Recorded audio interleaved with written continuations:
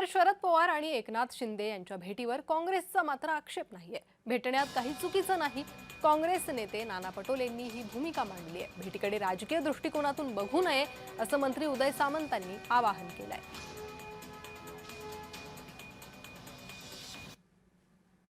शरद पवार आणि एकनाथ शिंदे साहेब अगर भेटले असतील आणि त्यांच्या काही, कारण की ते राज्याचे उपमुख्यमंत्री आहेत, त्यांच्याकडे काही काम असेल, भेटणं म्हणजे चुकीचं होतं असं मला वाटत नाही। म्हणून त्याच्यामध्ये कोणी काय बोलावं हा विषय नाही, पण महाराष्ट्राचं जे काही राजकारणाचे जे काही व्यवस्था राहिलेली आहे त्याला कोणी कोणाचा विरोध असेल तर मला माहिती नाही। माननीय पवार साहेबांचा सत्कार जर एकनाथ शिंदे साहेबांनी त्यांच्या दालनामध्ये केला असेल आणि त्याच्यानंतर ते कॅबिनेटला गेले असतील तर एका ज्येष्ठ नेत्याचा केलेला माननीय एकनाथ शिंदे साहेबांनी तो सन्मान होता। त्याच्यामुळे त्याच्यातनं वेगळे अर्थ लावण्याची काही आवश्यकता नाही।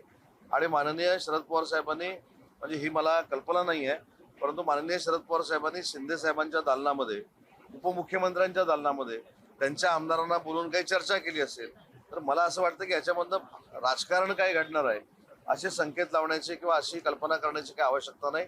माननीय शिंदे साहेबांनी माननीय शरद पवार साहेबांचा जो त्यांच्या दालनामध्ये सत्कार केला, ही म्हणजे महाराष्ट्राची राजकीय संस्कृती आणि परंपरा आहे।